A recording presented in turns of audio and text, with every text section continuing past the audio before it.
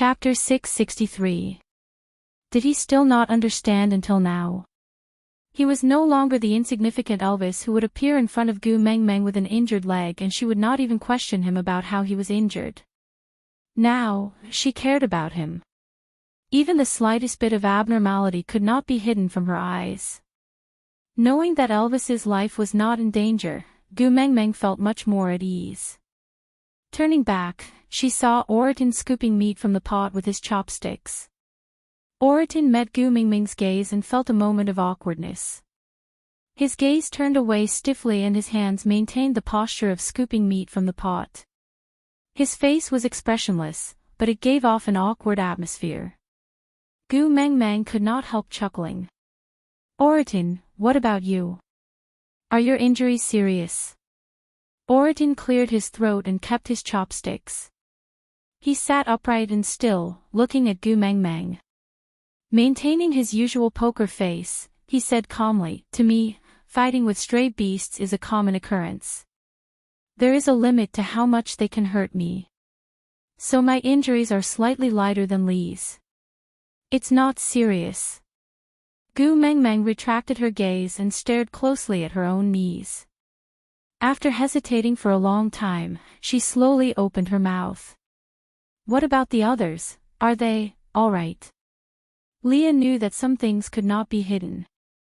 After 2 days of rest, when they were ready to set off again, Gu Mengmeng would be able to tell how many people were missing from the group. Pulling Gu Mengmeng into his arms, he gently propped his chin on the top of her head. No tribe dares to say that they could escape unscathed from a battle with stray beasts. Even the previous messenger of the beast deity had some victories and some losses, but there was never a complete victory. So... Gu Mengmeng clenched her fists tightly and frowned. Her throat was tight, causing her voice to be dry and hoarse. How many died in the hands of the stray beasts? And how many died in my hands? Leah wanted to say that they all died in the hands of the stray beasts, but could such a lie fool Gu Mengmeng now? Leah held on to Gu Mengmeng's shoulders. "You could not control your emotions because you saw me in danger. So their deaths are not because of you, but because of me. I will become stronger, strong enough to protect myself and my people. I won't let you lose control because of me again. So, you're not allowed to take these responsibilities on yourself, do you hear me?" Gu Mengmeng's brows were still tightly furrowed. She looked straight into Li's eyes and said, "Tell me, how much?" Leah hugged Gu Mengmeng in his arms, his heart aching for her. He sighed and said, 72 people died in the battle, 90, beast pressure." Gu Mengmeng's body went limp and she fell into Li's arms. Most of these people had joined Saint Nazir during Sauter's beauty pageant. She had clearly promised to lead them to a good life, but before their good days came, they died in her hands. Leah caressed Gu Mengmeng's back and said, "Mengmeng, listen to me. In the beast world, the death of males was a very common thing. This was the survival of the fittest, the inevitable outcome of natural selection. It's the male's incompetence if they can't protect themselves. This is not your fault." Chapter 664. Leah and Elvis exchanged glances and heaved a sigh of relief. Gu Mengmeng continued, 162 males. "I'm afraid every family will suffer some losses. Arrange for the single males to protect and take care of the females with reduced family members to ensure that the females' quality of life doesn't drop and that there are no loopholes in their safety." Leah threw Oriton a look and Oriton, who was sending a piece of meat into his mouth, lowered his head and sighed, "Got it, I'll go arrange it." After taking 2 steps, Oriton turned back and looked at Gu Mengmeng's expression. He pressed his lips into a straight line and it was obvious that, "I have something to say but I don't know if I should say it," was written on his face. Gu Mengmeng looked up and asked, "What's the matter?" "Just say it." Oriton cleared his throat and said with a serious expression, "I still want to share dinner tonight, is roasted meat okay?" Gu Mengmeng, under such circumstances, Oriton was actually concerned about dinner. Leah was really right. In this beast world, everyone seemed to be so used to the death of males that they were numb to it. Leah made a tisk sound and looked at Oriton. Roast what meat? Can't you see that my Gu Meng Meng is not in a good mood? If you don't want to share dinner tonight, you can settle it yourself in the wild. Oriton frowned and looked at Leah with an especially unfriendly gaze. That was a grudge from a glutton. Gu Meng Meng waved her hands and said, call the females over too. Let's roast meat together tonight and let them clearly see that I'm still alive. Then, they will feel more at ease. Yeah. Oriton's expression softened a little and he ignored Leah and left directly. After Oriton left, there was only Gu Meng Meng and her family left. Leah placed Gu Meng Meng back into the tree hole and then knelt by her feet. His furry large tail landed gently in her arms and covered her like a warm blanket. His elbows propped on the sides of the tree hole and he looked up at Gu Meng Meng's little face, smiling without saying a word. Gu Meng Meng looked back at Leah and asked, what's wrong? Why are you looking at me like that? Leah chuckled and said, I feel extremely complicated now. I'm proud and disappointed at the same time. What should I do? Gu Meng Meng looked at Leah in confusion, waiting for him to continue. Leah gently caressed Gu Meng Meng's little face and said, you are becoming stronger and stronger. You have thought through many things very clearly and this is a good growth trend. It means that you will no longer be trapped in a pitch-black sadness in the future. This is a good thing. I should be happy, and I should be proud of your growth. But, this also means that you need Elvis and me to accompany and comfort you for one less thing. Your reliance on us will also decrease. My heart is empty. I'm afraid that one day, you won't need us anymore. Gu Meng Meng did not know whether to laugh or cry at Li's worry. This feeling of wanting him to be independent yet afraid of losing his reliance, wasn't this the mentality of a parent sending their child to kindergarten for the first time? Pulling Li's hand, Gu Meng Meng looked at Elvis. His expression told her that he also had the same worries. What a tacit understanding. Chapter 665. Leah kissed Gu Meng Meng's forehead and Elvis tightened his grip on her hand. Gu Meng Meng heaved a sigh of relief and turned to look at Leah, asking, can you tell me now? What does using a fake to fight another fake mean? Leah was stunned for half a second before he smiled and rubbed Gu Meng Meng's little head, saying, I really can't hide it from you.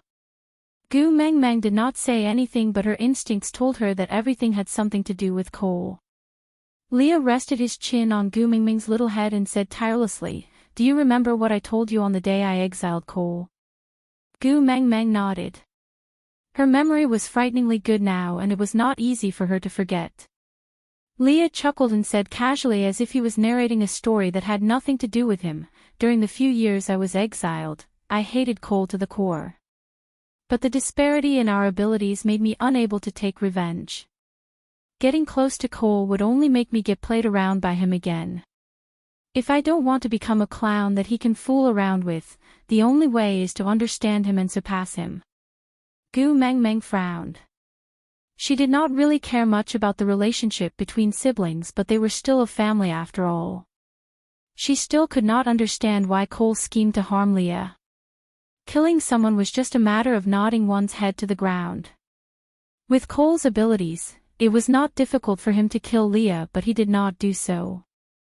Instead, he used the cruelest methods to torture Li's heart and made him suffer more than death.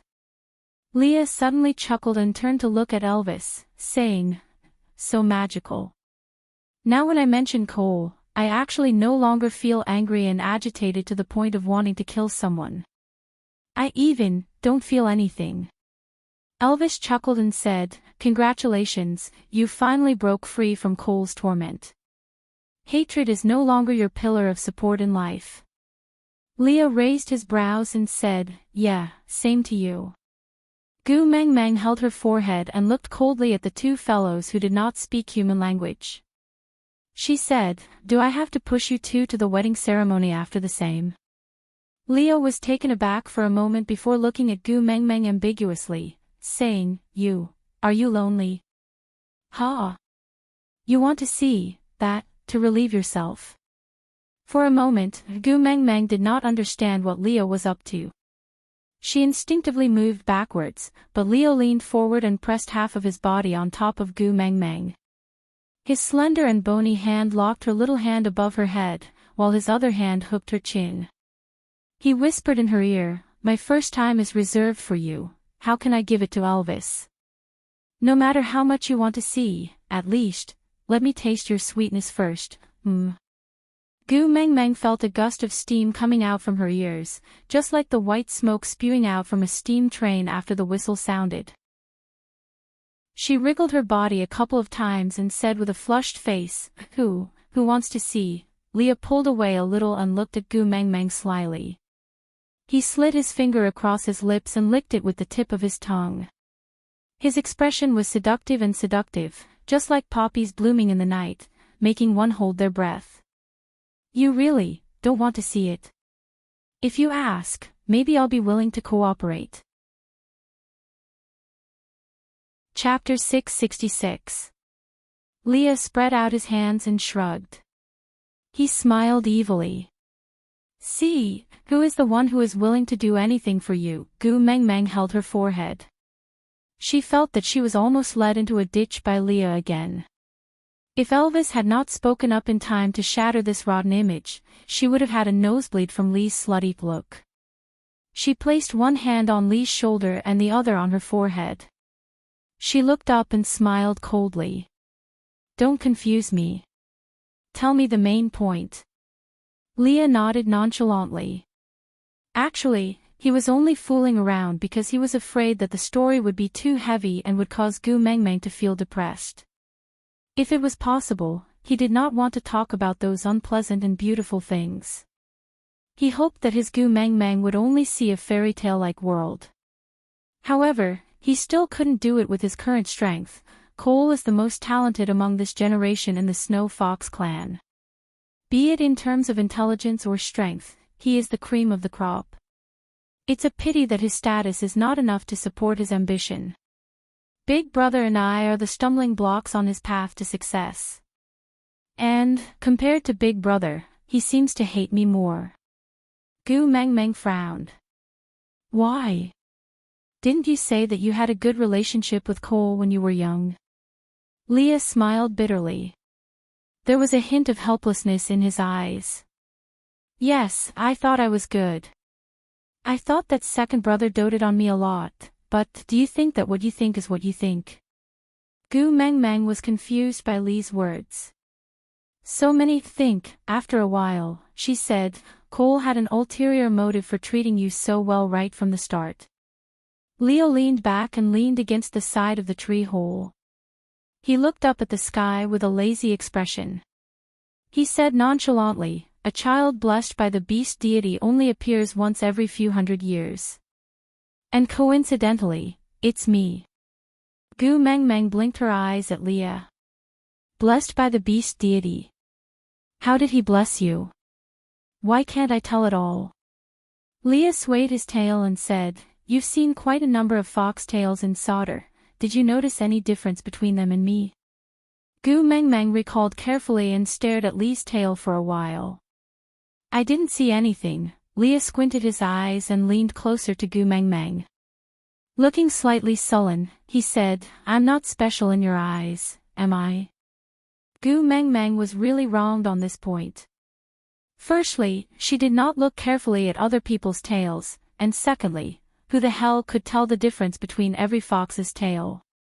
Leah kissed Gu Mengmeng's lips heavily, biting them twice as a punishment. He only released her when he tasted blood on his lips. He leaned back and continued, other snow foxes will have some silver fur in their tails. When they walk in the snow, it will produce an effect similar to the refraction of sunlight.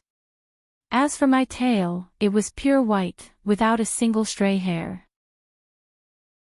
This is also the reason why I'm the only one who can use the art of deduction even though it's been passed down from generation to generation among witch doctors. What was the difference between white and silver? Forgive Gu Mengmeng for not being very sensitive to colors.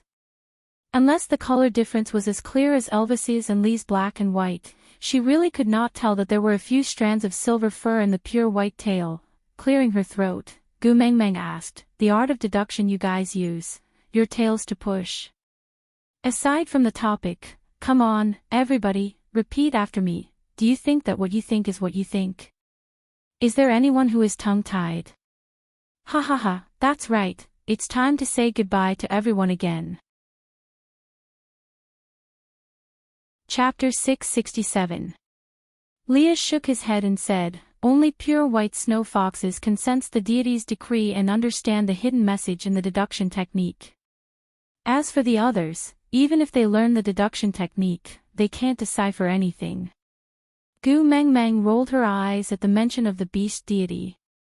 She was unhappy and mumbled, "He doesn't look very reliable. Why do you still trust him so much?" Leah rubbed Gu Mingming's little head and said, "When I was being exiled by Cole and was struggling with hatred, I had also asked myself this question. Am I really a child blessed by the beast deity? Then why do I have to suffer like this? Until he guided me to meet you. Only then did I understand that he really cared for me. He didn't allow me to waste my good luck anywhere else, just to accumulate enough good luck to meet you and accompany you. Compared to you, those things in the past are not even worth mentioning." Elvis had also said something similar. Gu Mengmeng turned to look at Elvis with a deep gaze. The two males in her family always used the phrase, "not worth mentioning," to downplay the pain of the past. But why would she believe them? How many times had they risked their lives to exchange the phrase, "not worth mentioning"? Sighing softly, Gu Mengmeng held Lee's hand and looked at him gently. She said, "A child blessed by the beast deity received the protection and preferential treatment of the entire tribe, so Cole was jealous, right?" Leah nodded his head in approval and chuckled as if it was someone else's story. He said, "Yes, if he wanted to be the tribe leader, he could have just killed my eldest brother. But even if he killed me, he couldn't replace me. On the day I was exiled, I asked him why he wanted to harm me and he said, 'Because you are the ninth highness. Can't be replaced, but can be destroyed.' That's probably what he meant." Gu Mingming's heart ached for Leah. What could be more painful than being betrayed and framed by someone whom she had relied on wholeheartedly? But Leah was smiling casually. He kissed Gu Mingming's little face and said, "I was afraid that you would be like this, so I didn't want to tell you. It's all in the past, I don't care about it anymore." Gu Mengmeng pursed her lips and did not say a word. Don't care about it. If he had really forgotten about it, let it go, and let it go, why would he have created Saint Nazir? He even dared to plot against the messenger of the beast deity. As a witch doctor, he knew better than anyone else that plotting against the messenger of the beast deity was a great disrespect to the beast deity and would result in torture and punishment. But even so, he still did it without hesitation. How was this a sign that he had already let it go? Leah pinched Gu Mingming's little face and said, "I can't continue telling my story if you look at me with such a worried expression." Gu Mengmeng turned around and lay in Lee's arms. She leaned her back against his chest and rested her head on his shoulder. She gently closed her eyes and said, "I won't look at you. You can speak." Leah kissed her hair and continued, "If I want to win Cole, I must first learn to think from his point of view. So I started to imitate his actions and guess his thoughts.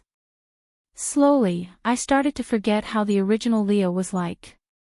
My actions were Cole's way of thinking. Strictly speaking, the current me is just a fake of Cole, an imitation." Gu Mengmeng chuckled and said, "So when I was tricked by Cole to solder previously, you said you were worried that I would fall in love with Cole, right?" Aside from the topic, the post of "My wife smells so good" from a friend on Twitter was still the same. PK in the middle was still popular. In her previous life, 7 years of sincerity had been wasted and she had died tragically. In this life, she had transformed into a gentle and lovely lady, a graceful lady. Although Mr. Chi had countless women around him, he had always left his pillow for her, his one and only lover, Su Wei. Someone asked her, what did she like about him? Answer, he dotes on me and loves me for a very long time. In order to get him, she tortured him in all sorts of ways. In order to get her, he recruited new men in bed. Snippet Miss Sue was curled up on the sofa reading a book when a certain man immediately snatched it over and said in all seriousness, reading books is useless. Only by making babies with me can we make the country strong. She glanced at him and said, are you very bored? Chapter 668. Leah squinted his eyes and adjusted to the sunlight that scattered on his face. He looked sideways at Gu Meng Meng and touched her left ear gently with his fingers. He chuckled and said, you had destroyed all my confidence at that time. And, from some aspects, Cole was indeed more outstanding than me. After all, I had always been imitating him. How could I walk in front of him by stepping on other people's footprints? Her two males were extremely confident in other aspects, but they were as humble as dust when it came to relationships. Gu Meng Meng felt helpless and asked Leah, are you not afraid now?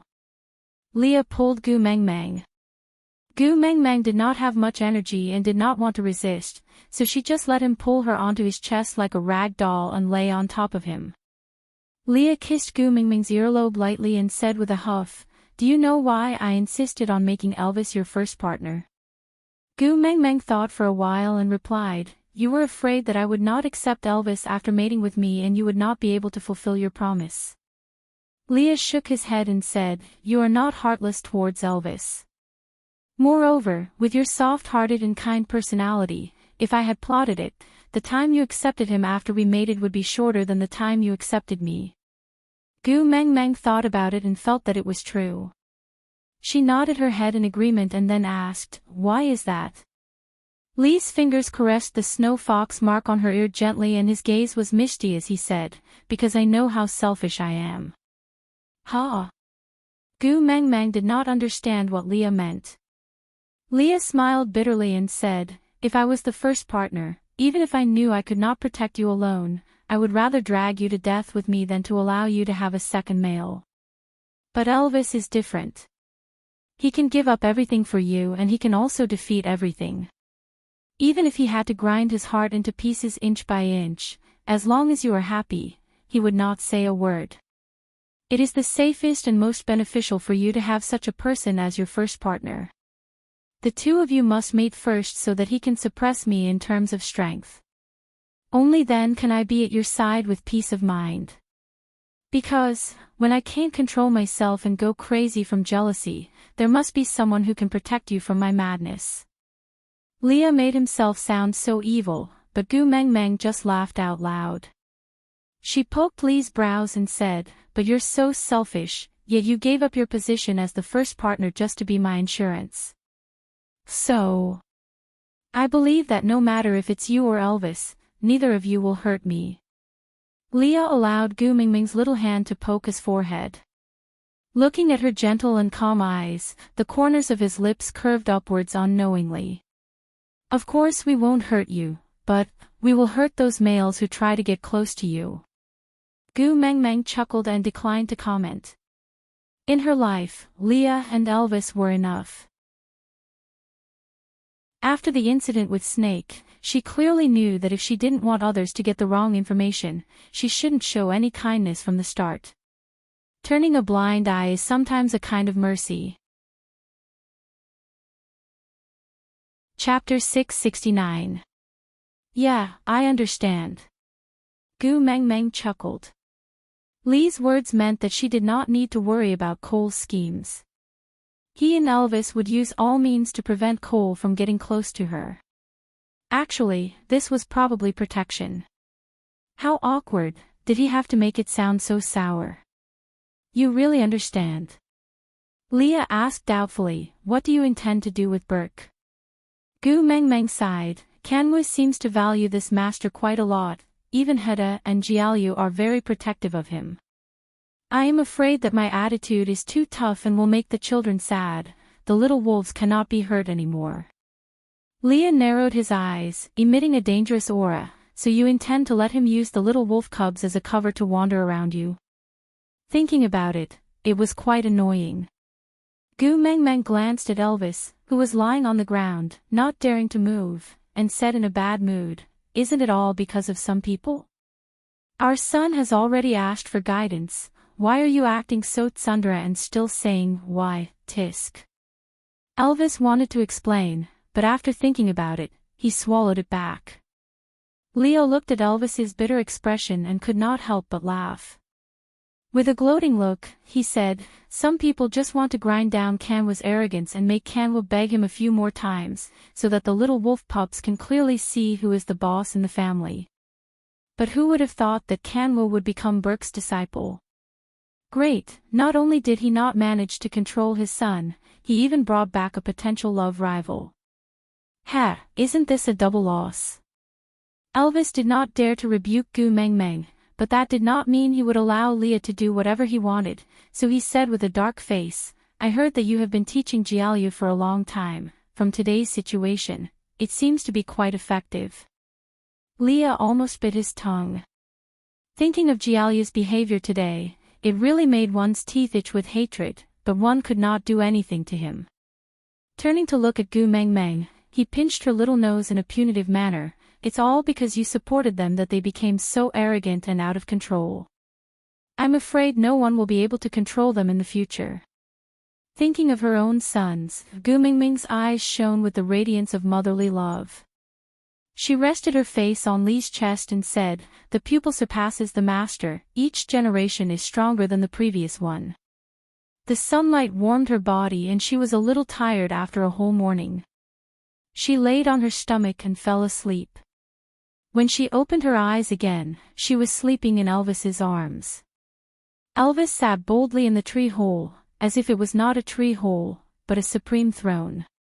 He was like the ruler of the night, looking down from above, insufferably arrogant. Gu Mengmeng nestled in his arms, looking especially petite and weak, giving off the vibe of King Zhou of Shang and his demon concubine Daji.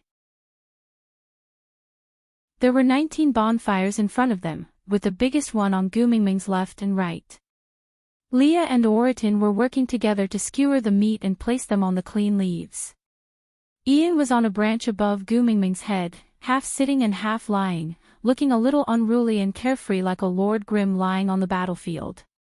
But his face was still sickly, causing him to lack some of the aura and charm of a general. He looked more like a sickly crown prince who followed the army into battle, the kind that looked good but did not have to go to battle. Chapter 670. Elvis's 2 simple words successfully attracted everyone's attention. Instantly, other than the crackling sounds of the firewood, everyone was staring at Gu Mengmeng in silence, causing her to feel uneasy for no reason. It was just a nap. Was there a need for everyone in the tribe to watch? "All right, let's eat." Elvis carried Gu Mengmeng and stood up, walking to the side of the bonfire before sitting down. Gu Mengmeng was a little worried. "Your body has not recovered yet. Is it all right to carry me like this?" Elvis raised his eyebrows, chuckling. "It's just a small injury. After carrying you for an afternoon, I'm almost fully recovered." Gu Mengmeng rebuked, "What's the use of carrying me? I'm not a medicine." Elvis played with Gu Mengmeng's hair, bringing it to his nose for a sniff, chuckling, "You're my life-saving elixir, there's nothing more effective than you." Gu Mengmeng did not reply. If not for the fact that there was no internet here, she would have suspected that Elvis had secretly read some weird web novel while she was asleep. She glanced at the surrounding bonfires, including her own. There were a total of 19. Every family had one bonfire, which meant that there were no female casualties in this battle. Ha, that's right, even if all the males in the family died, there were still unmated males who would automatically take over to protect the females. Unless all the males in the tribe died, the females would definitely be well protected. Gu Mengmeng inherited Elvis's eyesight. She could see extremely clearly in the firelight. Each and every familiar face, so calm that not a single trace of sadness could be seen. They were still instructing the males to eat this and that, do this and that, Gu Mengmeng felt a little weird. She had prepared herself to see how sad the females were tonight, before being tortured by guilt till they were covered in cuts and bruises, unable to go any further. She knew that it would definitely be very painful, but she also knew that it was a reasonable torture for her to endure. But she did not expect that these females did not even have the slightest bit of sadness, as if the person who died was a stranger they had never seen before, and not the partners who risked their lives for them and took good care of them. To a certain extent, this lessened Gu Mingming's guilt, but she felt another kind of sadness that she could not describe. Sandy's bonfire was the closest to Gu Mingming's, on the right side of the tree hole. Sandy sat with his back facing Gu Mengmeng, not turning his head at all. Hede and his brothers did not prepare to roast meat in Gu Mingming's fire pit. Instead, they sat beside Sandy's fire pit. Burke sat beside Kanwu. His gaze pierced through the flames and landed on Gu Mengmeng with a scorching heat, as if he could not control his longing for her. Leah held onto the roasted meat branch and snapped it into two. He laughed sinisterly. That pair of eyes really makes me uncomfortable. I really want to dig them out. Gu Mengmeng waved her hands and sighed. Forget it, the children know that you don't like him and have already brought him to Sandy's place for a free meal. Don't mind him. If he wants to watch, let him watch. Leah took 2 deep breaths, then walked to Gu Mingming's side and used his body to block Burke's line of sight. With a darkened face, he looked at Burke with a threatening gaze. How can I do that? What if I spoil it? Gu Mengmeng did not know whether to laugh or cry. She patted Elvis's shoulder, signaling him to turn around. Chapter 671. The oily barbecued meat gave off a fragrant aroma that whetted one's appetite. Lee's culinary skills were well known. Even though his theoretical knowledge came from Gu Mengmeng, the food he made was much better than Gu Mingming's culinary skills. This was also the reason why Oriton never hit Lee's hands when he fought with him. That pair of hands was related to his meals and must not be careless. Great messenger. A faint voice called out from above and Gu Mingming's scalp went numb. Could this fellow not see that her 2 males were guarding against him as if he was a thief? Was he here to seek death? Gu Mengmeng turned her head and wanted to pretend that she did not hear anything so that Burke would back off and leave after being snubbed. However, Burke was not as tactful as Gu Mengmeng thought he would be. Not only did he not leave, he even squatted down on one knee and pushed Kanwu towards Gu Mengmeng, saying, Kanwu was injured during training today. Although it's not serious, it's better for the witch doctor to treat him. Upon hearing Kanwu's name, Gu Mengmeng turned her head abruptly. Only then did she realize that one of Kanwu's claws was flipped outwards. There were several bruises on his body as well as dozens of wounds of various sizes. There was a large piece of skin at the corner of his mouth that was dripping with blood. His eyes were lowered and he did not dare to look at Gu Mengmeng. He looked like a child who had returned home with 0 marks for his parents to sign. Gu Mingming's heart twitched violently.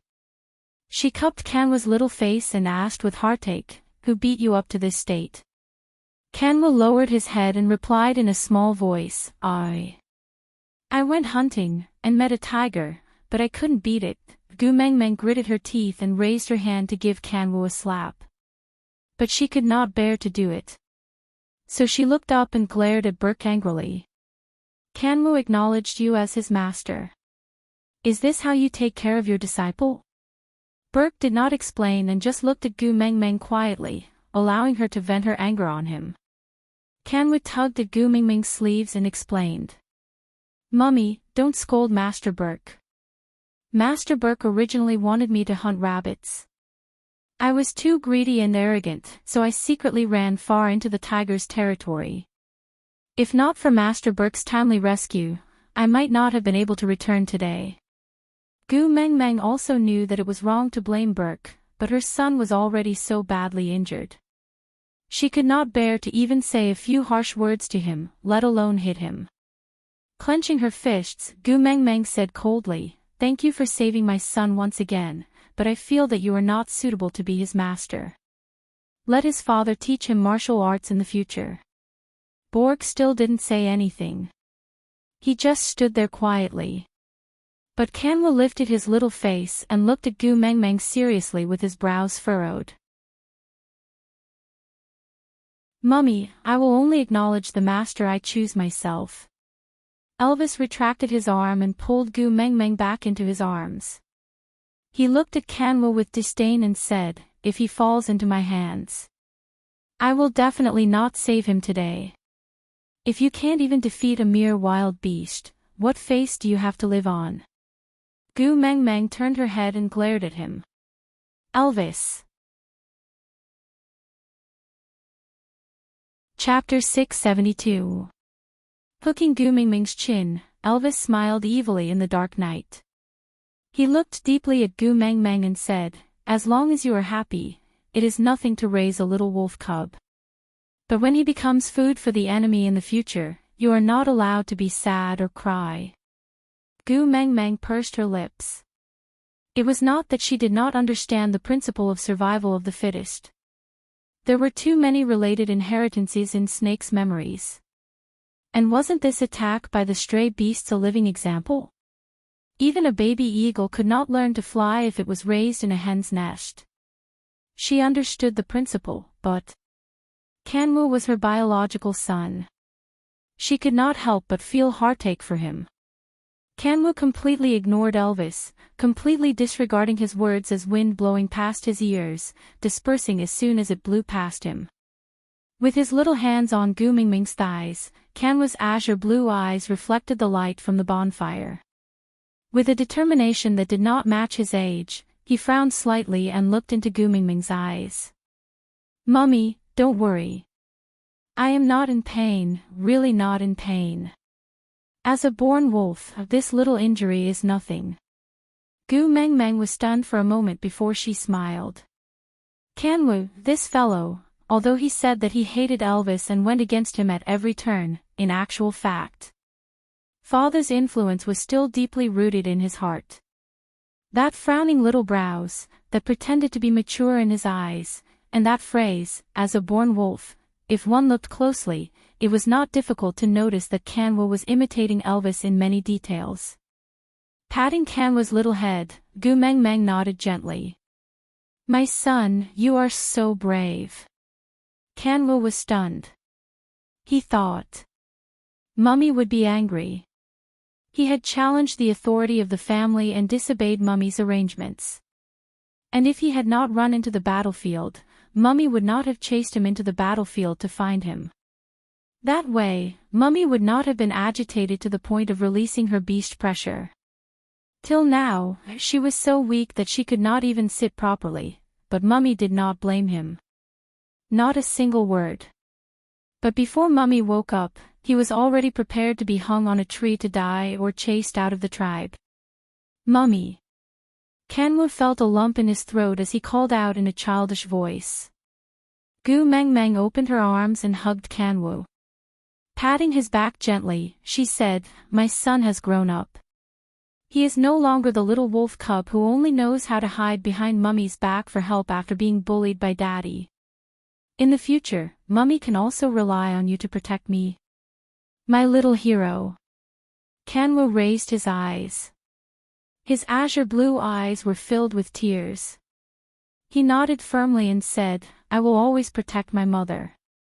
Gu Mengmeng cupped Kanwo's little head and kissed him on the forehead. "All right, I look forward to it." Kanwo wanted to say something more, but Leah had already grabbed the back of his neck and pulled him out of Gu Mengmeng's arms. He smiled gently and said, "Kanwo's injuries still have to be dealt with. After all, he is only a half-orc and his recovery ability is still too weak. If he is not dealt with in time, he might suffer for a long time." Gu Mengmeng nodded. "All right, I'll leave Kanwo to you." Leah carried Kanwo and turned to leave. He only said one sentence. "Don't worry." For some unknown reason, Gu Mengmeng felt a chill down her spine when she heard Lee's words. Why did his back view of carrying Kanwo look so much like a human trafficker?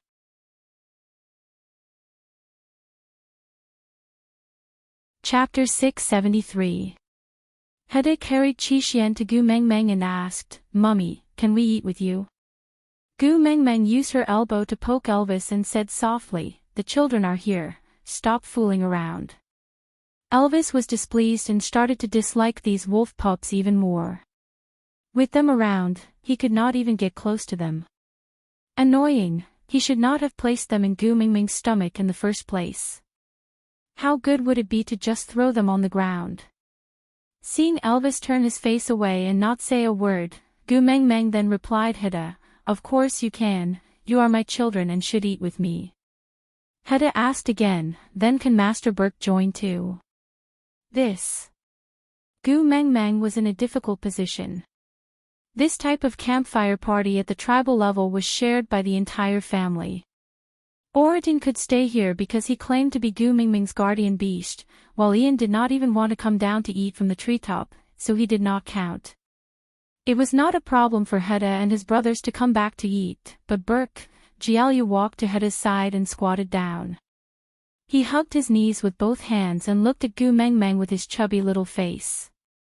He did not say a word and Gu Mengmeng's heart melted just from looking at him. And with his posture, not to mention Gu Mengmeng, even Elvis could not resist it. This damn angle and expression was too similar to when Gu Mengmeng had just arrived at St. Nazaire. Jialu tilted his head and said with a troubled expression, "We originally wanted to go to mother-in-law's house for a free meal and Uncle Colin had already agreed. But mother-in-law's eyes were red and tears were dripping down. Looking at her, we don't even have the mood to eat anymore." Gu Mengmeng turned around and saw Sandy stiffening. She had obviously heard Jialu's words and wanted to leave in a hurry, but she stumbled and fell into Colin's arms. "Sandy, what's wrong?" Gu Mengmeng could not move freely now and could only call out to Sandy.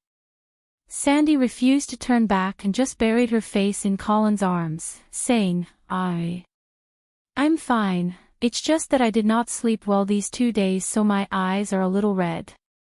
I will go back first." Gu Mengmeng knew that something must have happened to Sandy. Didn't Sandy pounce on me the last time she saw me? Even if Colin was not as close to her as before after he failed to rescue her with Elvis and the rest, she had never not taken a glance at her. "How can you say you're fine with such a nasal voice?" Gu Mengmeng frowned and glared at Colin. "Come here, let me take a look." Colin patted Sandy's back lightly and carried her to Gu Mengmeng's side. Now that Colin was no longer the messenger's guard, he did not have the right to share food beside Gu Mengmeng's campfire. Hence, after putting Sandy down, he returned to his own campfire and watched Sandy and Gu Mengmeng's back silently. Gu Mengmeng pulled Sandy's little hand that was covering her face and pulled it downwards. Only then did she see that her eyes had already turned into 2 peaches from crying, red and swollen. "You are." Gu Mengmeng's gaze swept toward Sandy's campfire. She understood, but did not have the courage to continue asking. Sandy shook her head and said, "I'm fine. It's just that the bonfire is too choking my eyes, that's why I keep crying. I'm fine, I'm really fine. Sorry." Gu Mengmeng frowned and lowered her head.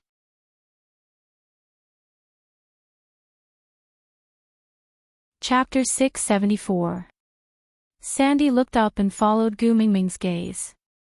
She was stunned for a moment before lowering her head with a bitter smile. "I forgot that you know how to count. Nina had so many partners at the start of spring, you could tell how many were missing with just one glance. I have so few partners at home, how could I hide it from your eyes?" Gu Mengmeng hugged Sandy gently and bit her lower lip, unable to say a word. Sandy shook her head and forced a smile. "You don't have to apologize, the 3 of them died because they were protecting me, it's not your fault. If you want to cry, just cry, why are you acting tough in front of me?" Gu Mengmeng's heart ached terribly. She felt sorry for this silly girl who was still trying to excuse her even after her partners had died. Sandy bit her lower lip and shook her head. She sniffled before saying, "It's very normal for males to die in battle. I'm not sad at all. Sandy's nasal voice was so thick that even a long sentence would affect her breathing. Gu Meng Meng frowned and said in a low voice, "Are you afraid that I will blame myself, so you kept turning your back to me, not daring to let me know that you were sad? I will blame myself even more if you force yourself to smile like this. Silly girl, I would rather you scold me or fight me." Sandy, who had been exposed, could no longer keep up her act. Tears streamed down her cheeks as she cried, "I can't beat you," Gu Meng Meng said, "I will stand still and let you hit me." Sandy cried while saying, "I can't bear to hit you," sob sob sob. When Leah returned, he saw Sandy hugging Gu Meng Meng and crying like a dog. He casually threw Kanwu aside and snatched Gu Meng Meng from Sandy's arms. He looked at Elvis with displeasure. "Tisk, you've been hugged so badly, aren't you going to do something about it?" Elvis sighed helplessly and pointed at Sandy. He looked at Leah and asked, "Do you think I can snatch her away?" Leah hugged Gu Meng Meng in his arms for a long time before tidying her clothes. Then, he smiled at Sandy and said, "If only you were a male, then I could tear you apart." Sandy was speechless. Burp. Sandy was so shocked by Lee's smile that she hiccuped. She was so stunned that she even forgot to cry. Gu Meng Meng patted Lee's chest and said, "Don't be like this, Sandy is already upset enough." Leah covered Gu Meng Meng's little hand and pressed it against his chest. He looked straight into Gu Meng Meng's eyes with his long and affectionate eyes and said, "You are mine, how can I let others hug you so casually?" Gu Meng Meng sighed. Leah and Elvis's jealousy had always been strong, but the difference in their targets was very obvious. In Elvis's eyes, the number one rivals in love were the four little ones represented by Kanwu. And Lee's number one love rival was Sandy. Gu Meng Meng shrugged helplessly. Regardless of whether it was the four little ones or Sandy, they clearly could not develop any strange feelings for her. She also did not know why these two fellows had to compete with them. Seeing how Leah was about to explode, Gu Meng Meng wrapped her arms around his neck and kissed him on the cheek. Then, she smiled and said, "What about you, when will the roasted meat be ready?" This time, Leah was very pleased with the way he pacified him. He narrowed his eyes and passed Gu Meng Meng back into Elvis's arms. Exchanging a look with Elvis, he then said in a serious tone, "Guard against fire, thieves and best friends, understand?" Elvis frowned and looked at Sandy warily. Then, he nodded at Leah.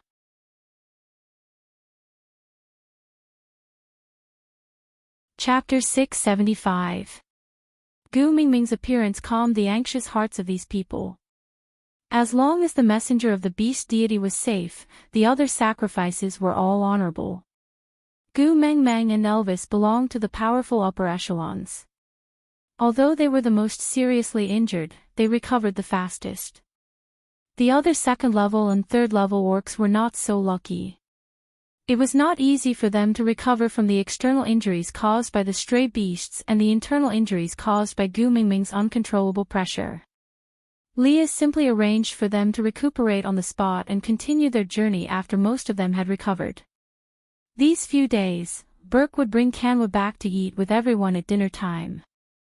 Kanwu suffered new and old injuries every day. He was either lame or had a swollen face. Gu Meng Meng's heart ached to see him like this, but she did not say anything to him to give up. Seeing Kanwu report to her every night that he had become much stronger after entering the heavenly realm, Gu Meng Meng could do nothing else other than placing pieces of meat into her son's bowl. This morning, the sun was shining brightly. Gu Meng Meng sat in the tree hole that Leah had dug for her, stroking Lee's large tail. Leo lay on Gu Meng Meng's knees, closing his eyes in contentment. Elvis leaned against the tree trunk, his gaze lingering on Gu Meng Meng. It was as gentle as the mottled sunlight, warm and dense. "It's been 7 days and there's actually no next step," Gu Meng Meng whispered. Lee's fox ears twitched on the top of his head. His lips curved into a smile. "Yeah, it's really not Cole's style." Elvis stretched out his hand and passed a cup of warm water to Gu Meng Meng. Then, he said, he mobilized so many people just to send Burke right under our noses. Isn't he afraid that we will just kill him and end things once and for all? Leah nudged Gu Meng Meng's cup of water, indicating that she had drunk too little and should drink more. Seeing that her lips were moistened by the water, his gaze also became gentler. Gu Meng Meng must find coal if she wants to save Qi Xian. So he purposely left his scent on coal so that we can use coal as a bargaining chip to lure him out and not kill him easily. Gu Meng Meng sighed and said, sometimes, I really don't understand why coal would go through so much trouble to do this. Kill you. Kill me. Or kill Elvis. No matter which one it is, Borg alone can't do it. Leah tapped Gu Meng Meng's little face with his finger and said, Cole's character has always been sinister. What he seeks is not to kill but to torture. Take me for example. Back then, I was as young as an ant. If he wanted to kill me, he could have done it without anyone noticing. But he didn't want me to die. He wanted me to live and watch him take away everything that belonged to me. He wanted me to fall from the high and mighty Ninth Highness into the mud. He enjoyed the humiliation and inner torment of being stepped on by him even though I struggled with all my might. Gu Meng Meng face-bombed. So Cole is a psychopath. Leah chuckled and nodded. Yeah, you can say that. If torturing people is his hobby, then Meng Meng should be safe. Elvis said faintly, if the person he wants to torture is you or me, then nothing is more lethal than snatching Meng Meng away. If the person he wants to torture is Meng Meng, then he must first let Meng Meng live. Out of topic, hello, everyone.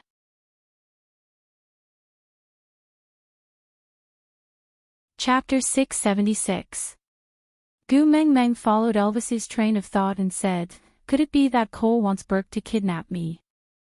Leah didn't seem to mind too much as he looked up at Gu Meng Meng and said, that might not be the case.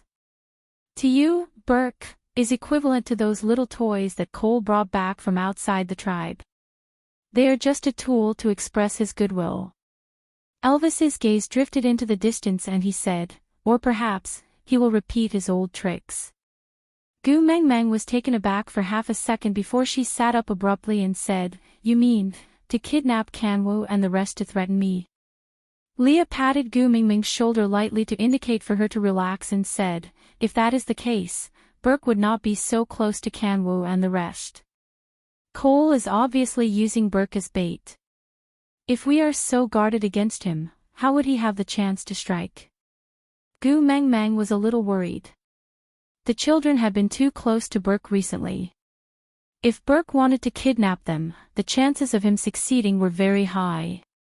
Elvis placed his large hand on Gu Meng Meng's head and his gaze was deep and calm as he said, don't worry, Ian and his men are watching over you. I will not let those few wolf cubs drag you into danger again. Gu Meng Meng then felt a little more at ease and leaned back against the tree hole and said, Kanwu and the rest have been too close to Burke recently, I just don't feel at ease. Why don't you teach our sons personally? You are so strong, you will definitely teach better than Burke. Elvis squatted down on one knee and held Gu Meng Meng's little hand to kiss her forehead and asked, are you sure you want me to go? Gu Meng Meng looked at Elvis in confusion and asked, is there a problem? Elvis chuckled and said, nothing, I am just afraid you will not be able to bear it. Gu Meng Meng had a bad premonition and she tugged at Elvis's arm and asked, tell me first, if I hand my sons over to you to train, how will you train him? Elvis thought about it and said, Qi Xian is still unconscious and probably doesn't need to train. I will leave him at home temporarily as a stuffed toy for you to play with. Gu Meng Meng felt that his words sounded strange but she could not pinpoint what was strange about it. However, Qi Xian was indeed unable to train in his current state. Any random rabbit could bite him to death. Elvis continued, Jiaoyu and Leah are on the same path. Their attacks are secondary and strategies are their main focus. Just leave that lad to Leah. Thinking of Jiaoyu, Leah face-bombed and said, I've always been the one treating people, but this fellow is a pain in the neck, unmoved by force or persuasion. You blinked your eyes and tried to act cute when you were forced into a corner. You also know that I have no resistance against those eyes. Once, I used an animal skin to cover his eyes, and guess what happened next? Gu Mengmeng burst out laughing because she was there too. Jiaoyu used his little claws to peel off half of his blindfold. Biting his finger, he looked at Leah and asked, Daddy Leah, are we going to play Polly today? Lee's hair stood on end because from Jiaoyu's tone to his expression, he had perfectly copied Gu Mengmeng's reaction on the spot. If Gu Mengmeng had really said those words, Leah would have pounced on her without a second word and tied her up before stripping her naked. But it just had to be a fake, and he was Gu Mengmeng's biological son. Chapter 677. Leah turned back to glare at Gu Mengmeng. You're still laughing. What have you been telling the wolf cubs all day long? Gu Mengmeng shrugged helplessly. I won't take the blame for this. These were the things I used to tell Sandy when I told her stories. She didn't understand what they meant, but when we left the wolf pups in Sandy's care during the beauty pageant, she told them as bedtime stories. What can I do? I'm in despair too. Leah sighed and said, I really can't do anything to Jiaoyu now. You have to teach him yourself. I can't do it. Elvis snorted coldly.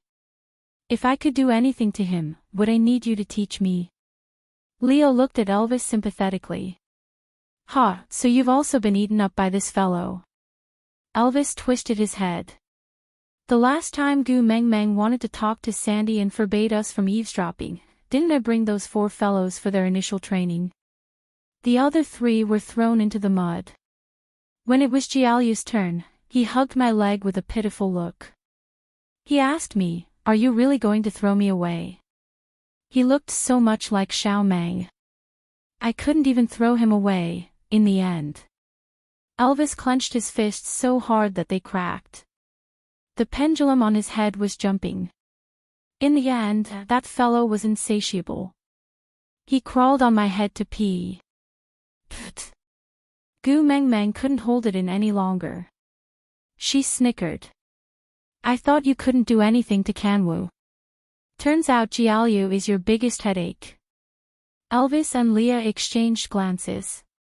Then, they silently turned to look at Gu Mengmeng. They said in unison, it's all because he inherited your eyes. Gu Mengmeng fiddled with her hair. She smiled brightly and winked at Elvis. If Leah doesn't want to help you, how do you plan to train the 3 little ones?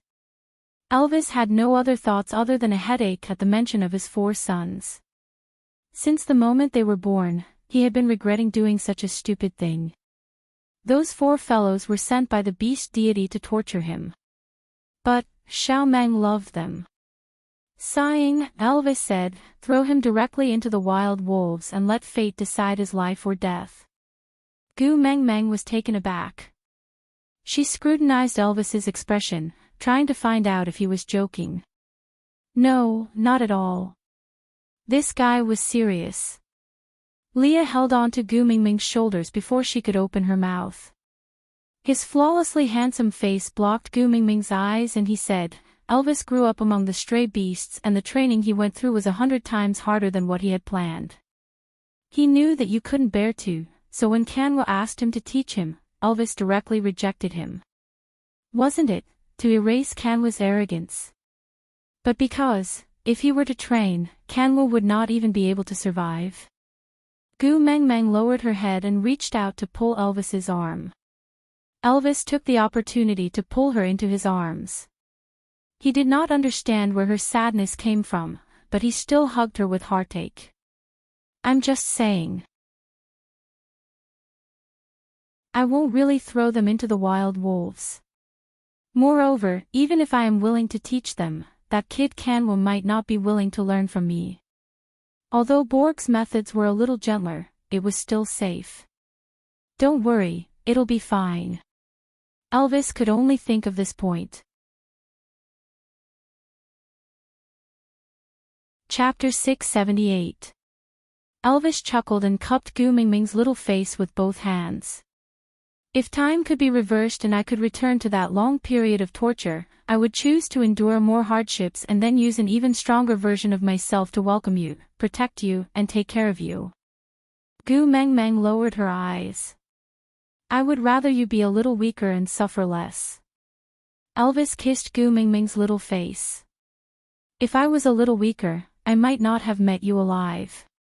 Silly boy. Gu Mengmeng looked up, her eyes filled with heartache. Elvis pinched her little nose. All right, let's not talk about me. Let's think about Cole's matter first.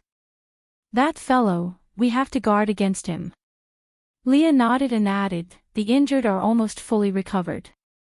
We can't keep staying here and wait for Cole to make his move. If he doesn't make any moves in 3 days, we can only continue our journey to St. Nazaire. Gu Mengmeng nodded. She thought for a moment. Maybe I should cooperate with Cole's script. Leah glanced sideways at Gu Mengmeng. His expression was rather stern. What do you want to do? Gu Mengmeng chuckled. She patted Lee's shoulder. Don't be nervous. I won't mess around like before. Now, I'm an old demon with a mental age of 1,000 years. Leah was tickled by Gu Mingming's words. He tapped her little head. Tell me your plan. We'll go over it. Gu Mengmeng nodded and told him what she was thinking about. The more Leah and Elvis listened, the tighter their brows furrowed. In the end, Elvis clenched his fists so tightly that cracking sounds could be heard. He furrowed his brows and said, I think it's better for me to kill Burke directly and return to St. Nazaire. It's better for me to wait for Cole to strike. Leah nodded. I agree. Gu Mengmeng face-bombed. How are you going to explain to Kanwo if you kill Burke? Moreover, just like what Leah said, Burke is just a bait thrown out by Cole. He's an innocent person being used. Why take someone's life? The two males understood Gu Mengmeng too well. They could tell from her expression that she had already made up her mind. Sigh. Other than sighing, Elvis and Leah could only repeat the scenario over and over again, striving to ensure that nothing went wrong. That night, when Borg brought Kanwo and his brothers back for dinner, Kanwo was covered in wounds again. Gu Mengmeng hugged Kanwo in her arms and comforted him while listening to him talk about his gains today. Her heart ached for him as she hugged his little face and kissed it. Burke, for your training tomorrow, can you bring me along? Gu Mengmeng turned around and requested Burke. Burke was taken aback and instinctively looked at Elvis and Leah. Elvis and Leah turned their heads to one side, showing a tacit agreement. Burke could not control the expression on his face. He thought that training Kanwo was the most he could do for Gu Mengmeng. Dinner time was the happiest and most anticipated time for him, but he never thought that he would have the opportunity to get closer to her. It was like a dream. Gu Mengmeng watched as Burke's expression kept changing, almost as fast as the changing faces of Sichuan operas. She cleared her throat and asked, Is it inconvenient?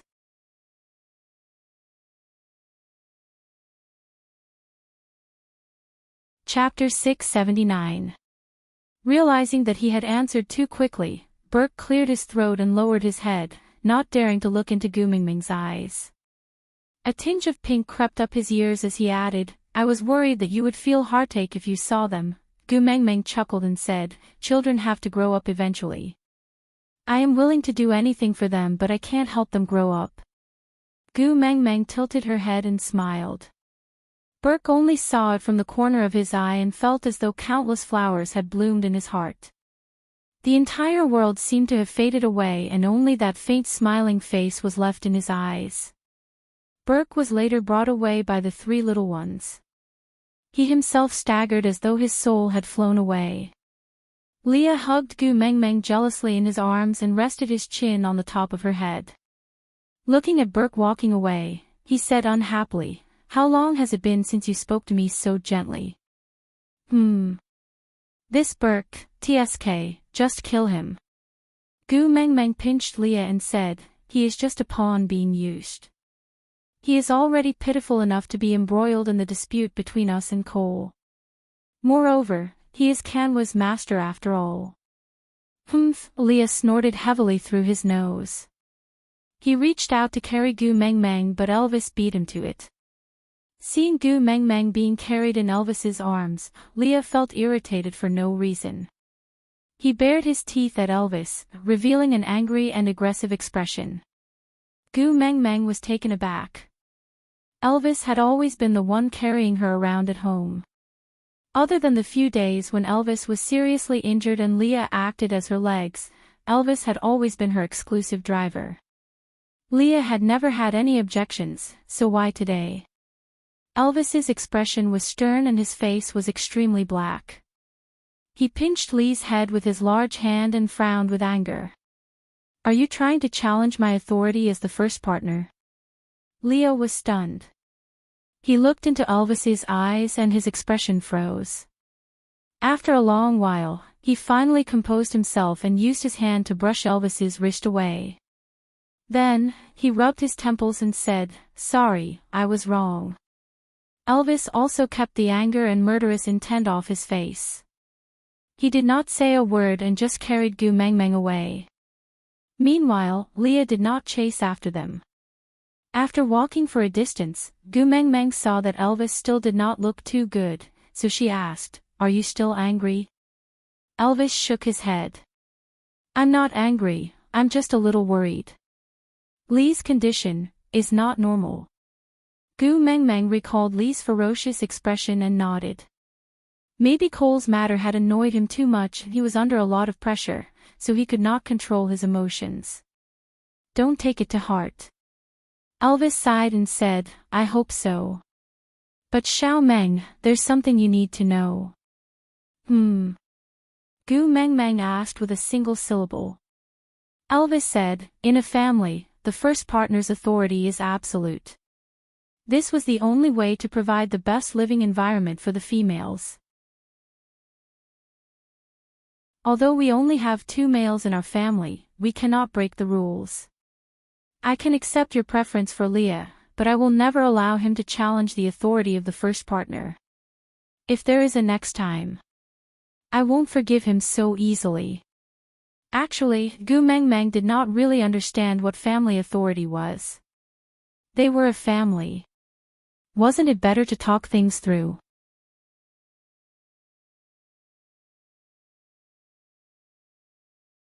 Chapter 680. Gu Mengmeng cupped Elvis's face with both hands and kissed his chin. With a gentle gaze, she said, "It's not that serious, don't mind it too much." Elvis straightened Gu Mengmeng's body and said, "If the authority of the first partner is challenged, the other family members will become restless and everyone will want to replace her. In this way, the scheming within the family will become more and more intense, followed by deception, bewitchment and even coercion towards females. This kind of thing is a great threat to the family, the tribe and even the entire beast world." Gu Mengmeng was taken aback. She had never thought that the matter would be so serious. But Elvis's worries were not groundless. She did not know what the scheming between males would be like, but she had at least watched empresses in the palace and desire for the golden branch. Women could do anything for the position of empress. Based on the blind love and stubbornness of males towards females in the beast world, they would only be crazier than the women in those television dramas. If all the males in a family were thinking of how to overthrow the first partner and replace her, then the family would fall apart sooner or later. If all the families in a tribe were like that, then the tribe would disappear in the torrent of time without the need for external enemies. If the entire beast world was filled with such families, what kind of Azura scene would that be? If she was not the messenger of the beast deity, perhaps such a situation would not matter. But she was the messenger of the beast deity who was the center of attention. If there was a situation where other partners challenged the first partner in her family, what kind of crazy butterfly effect would be created? Just look at how the 16 valued females, the first beauty of the tribe, imitated her to learn how to be gentle, kind and interact with others. Gu Mengmeng nodded and said, I know, I will talk to Leah and ask him not to do such things in the future. Elvis kissed Gu Mingming's little face and said in a hoarse voice, I don't want to do anything that will make you sad, unless it is for your safety. Gu Mengmeng leaned into Elvis's arms, her little face leaning against his chest. She listened to his heartbeat beating against her heart, finally reaching the same frequency. Chuckling, Gu Mengmeng rubbed against him and said, I know you love me, and I also know Leah won't hurt me. Don't worry, that won't happen. Elvis sighed softly, I hope so.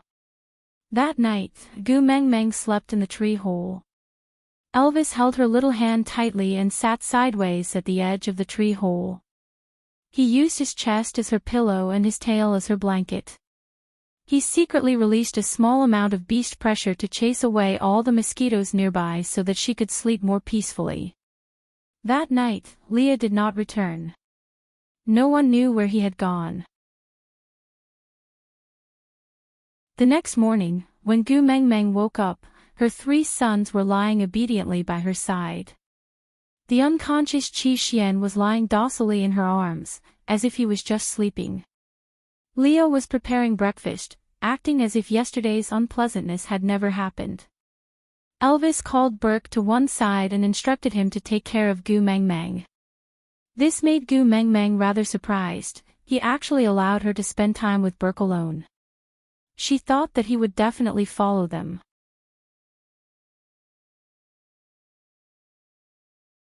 Chapter 681. In the dense forest, the trees were so tall that the tops could not be seen. The layers of tree crowns were like overlapping green clouds, blocking out most of the sunlight. Several light beams shone through the gaps between the leaves, adding a mystical aura to the forest, as if there would be elves peeking out from behind the trees at any time, flapping their cicada-like wings and shuttling between the spots of light. Burke carried Gu Mengmeng on his shoulder, then climbed up a tree fork in his human form. Gu Mengmeng estimated that the tree was about 3 meters tall, about 1.5 stories high.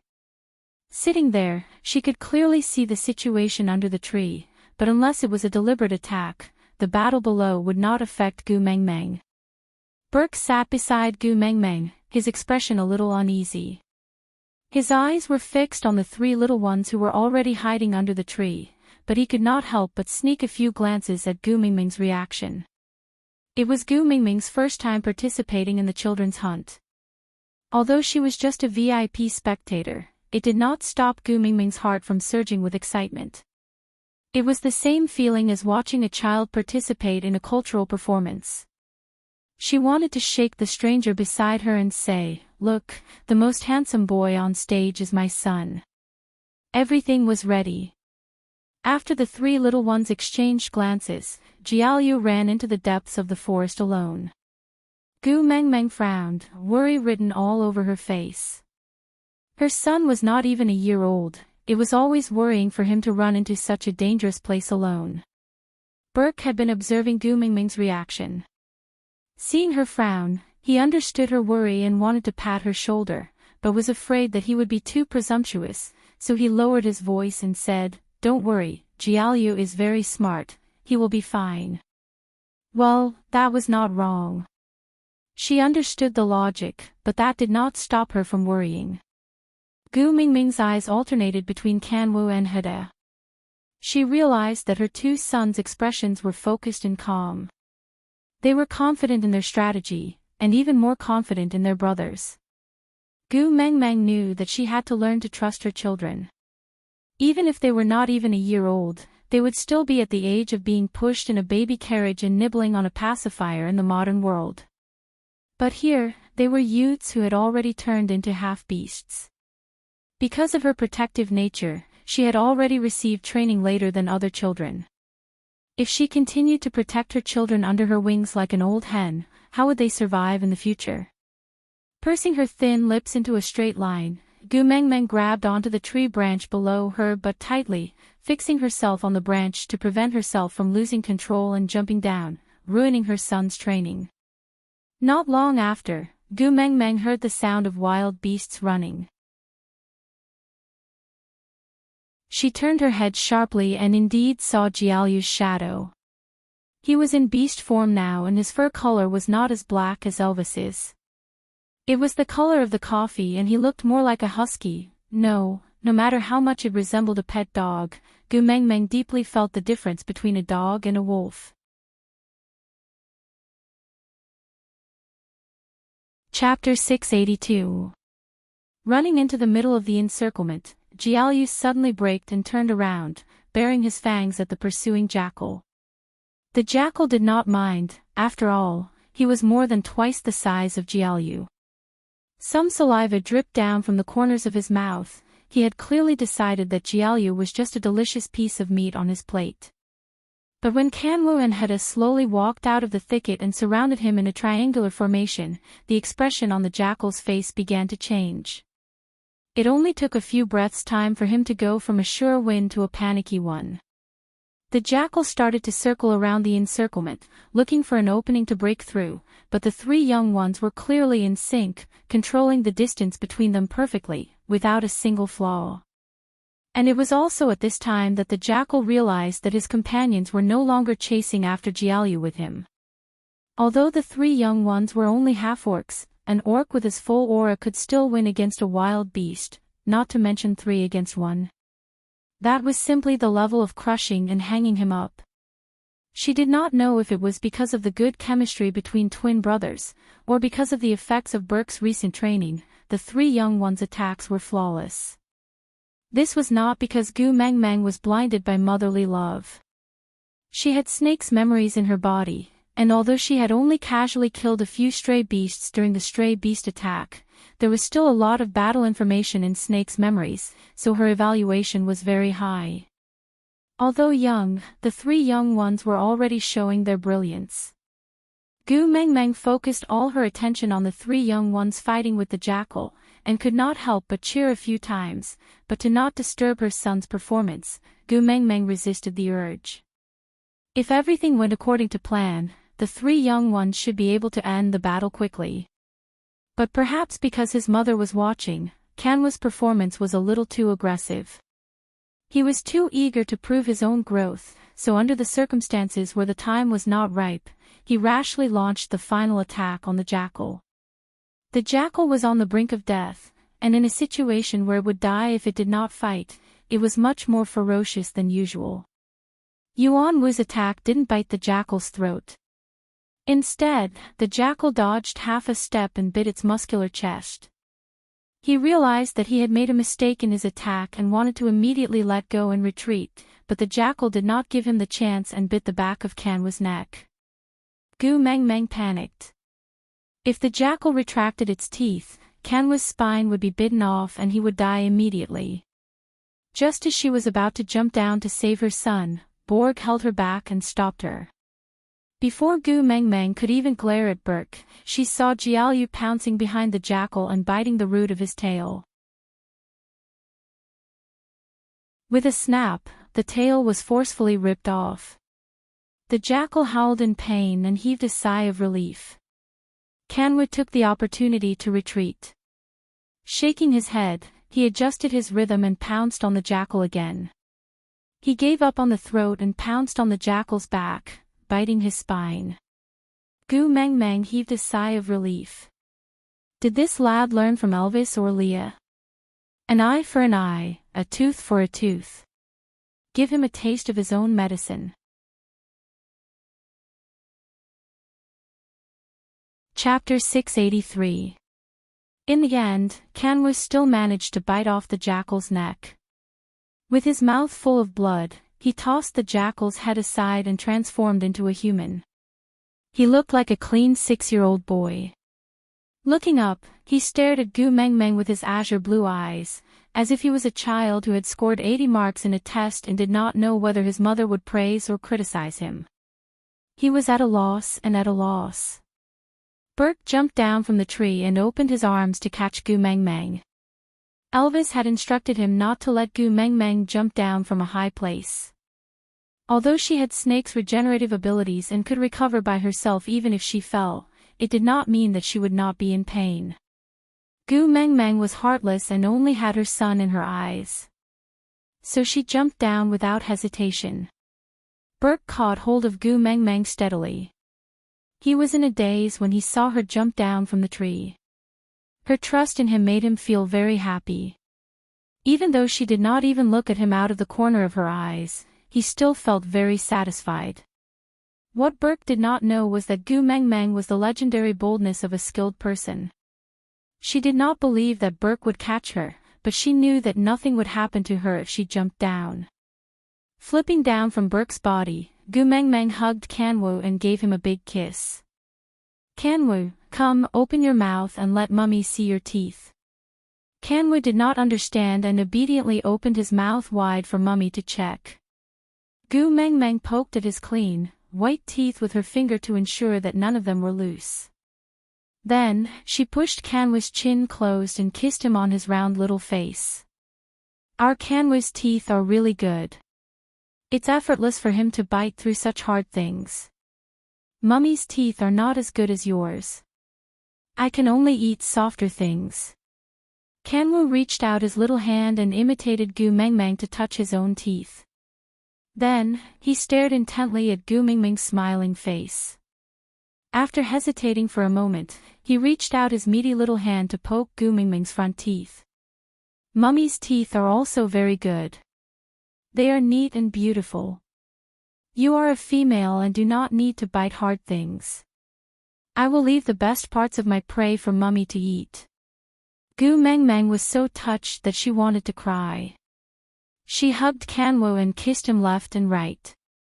Even when her son's face turned red, she still refused to let go. Jiaoyu came forward and raised his little face to ask, Mummy, was my performance not great? Why do you only praise Wu? Gu Meng Meng pulled Jiaoyu into her arms and planted a few kisses on his face. How is it not great? You don't even know how excited and nervous I was when I saw you lure that jackal over by yourself. My eyes automatically gave you a 50-cent special effect. Jiaoyu asked, what 50-cent special effect? Gu Meng Meng thought for a while and said, it's like using a kitchen knife to chop an electric wire, with sparks and lightning along the way. He's so handsome. Hede carried Qi back into his arms and walked in front of Gu Meng Meng in a mature manner. He poked Kanwu's little head and said, your performance today was not perfect. I hope you won't make such a mistake again in the future. Gu Meng Meng was taken aback. Was the post-battle summary already? Ha! Shouldn't Borg be the one doing this? What? Was Hede the combat class representative?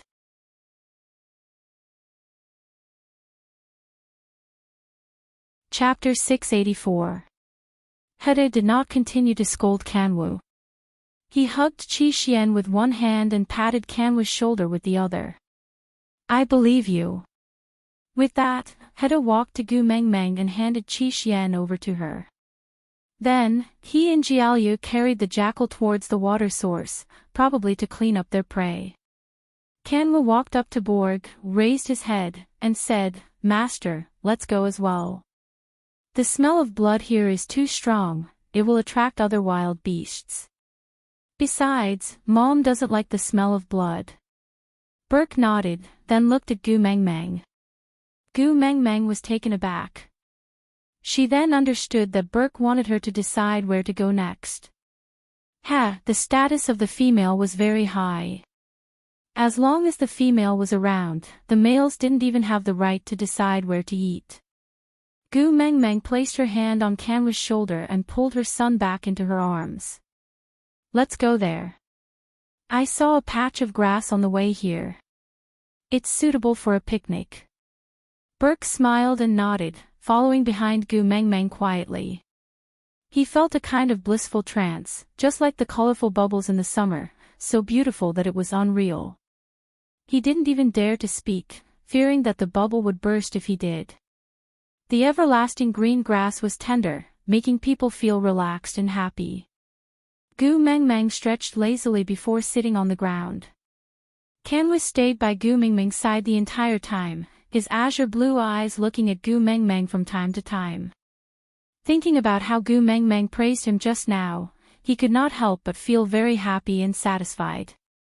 Burke sat an arm's length away from Gu Mengmeng. He glanced sideways at Gu Mengmeng and her son getting along so easily and happily. His gaze was gentle. He didn't know that females could be like this. When Heda and Jiaoyu returned, they had a jackal's hide and many pieces of meat that were not neatly cut.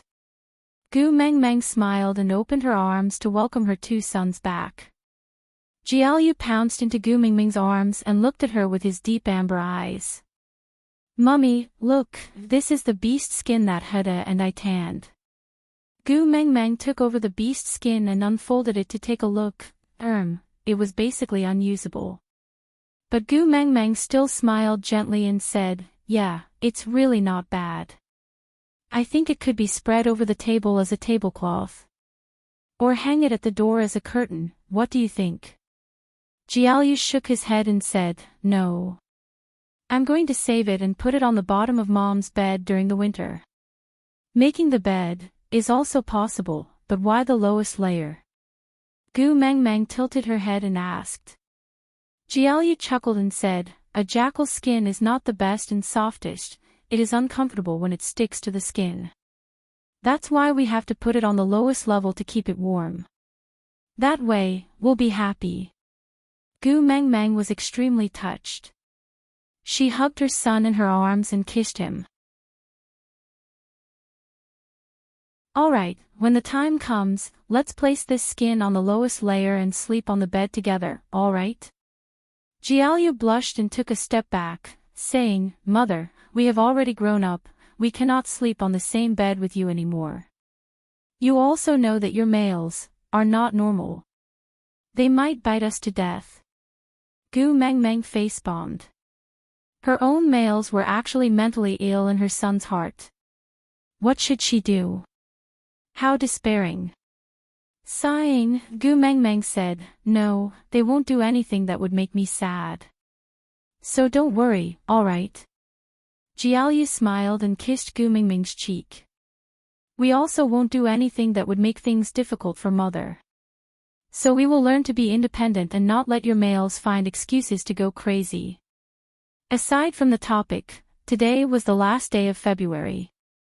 That monthly ticket would expire tomorrow. How about, give it to me also, we will have a major update in March. I am still waiting for the editor to inform me about the exact time. I am crazily saving chapters, hoping to make my babies happy by then.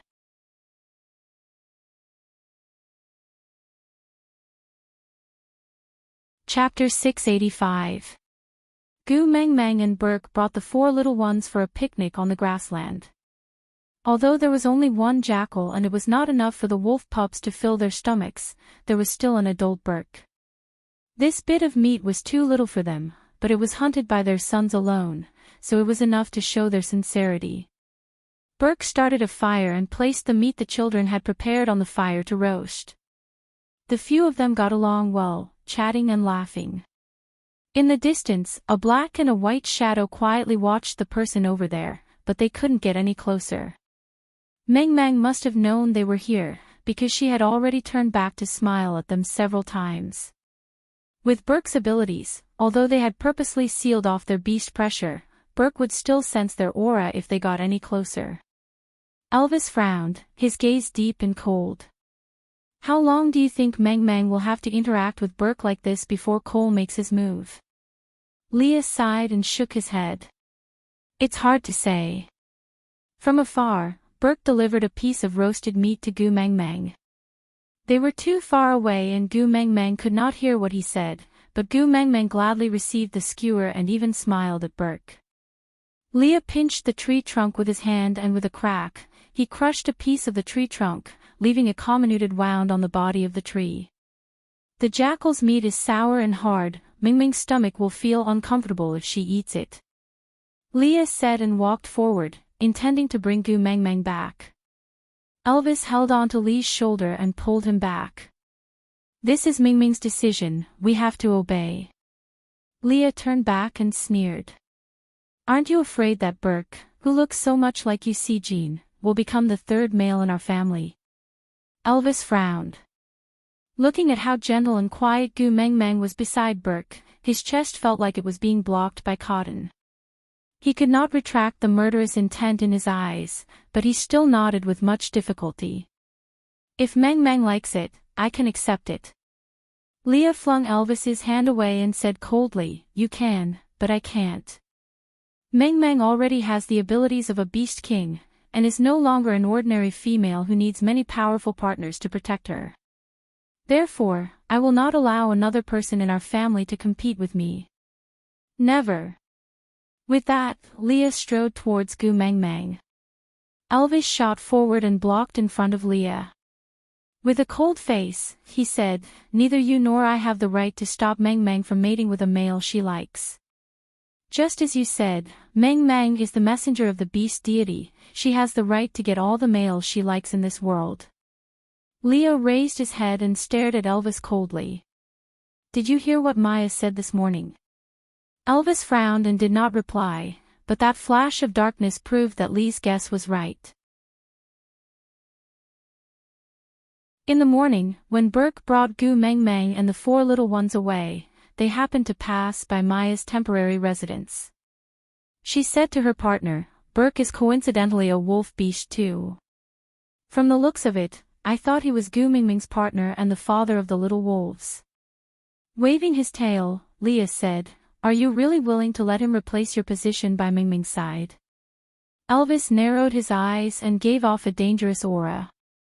He gritted his teeth and said, He can't replace me. I am Xiao Meng's first partner. Digression, the first greeting in March babies, good morning.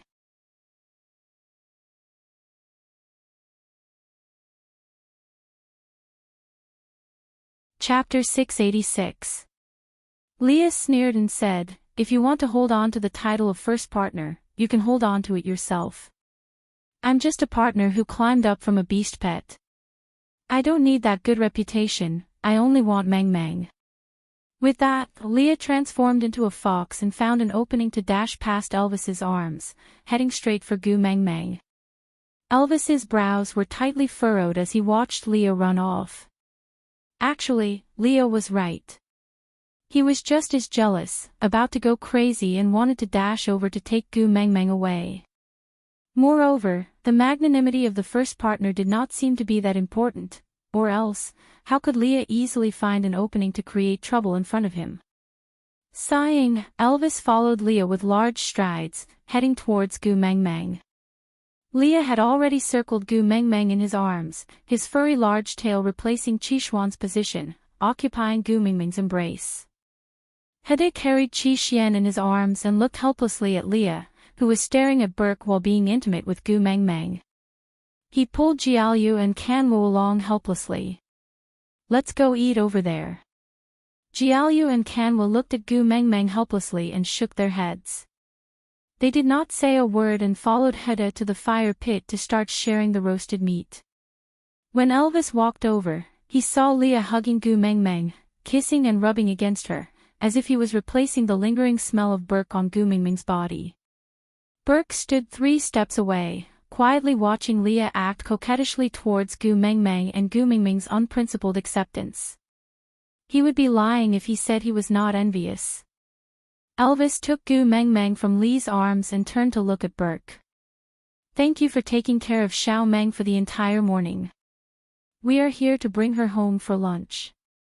Burke's gaze landed on the roasted meat that Gu Meng Meng had only eaten 2 mouthfuls before Leah dashed out and sent it flying.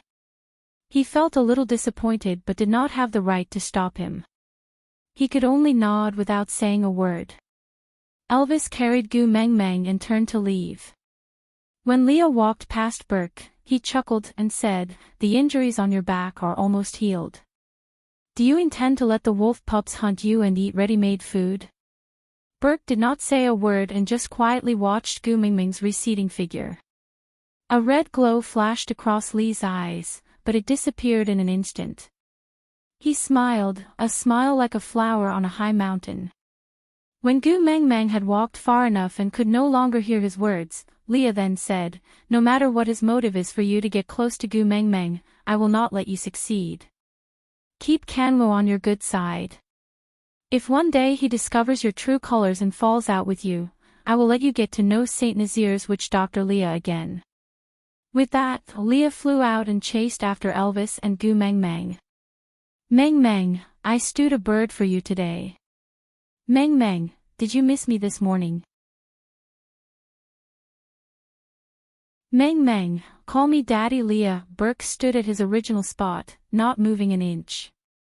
He quietly watched as Gu Mengmeng disappeared into the horizon, before slowly relaxing his tightly clenched fists. What was that person's purpose? Even Burke himself had no idea what was going on. He could feel that that person was not purely helping him pursue Gu Mengmeng. He must have an ulterior motive.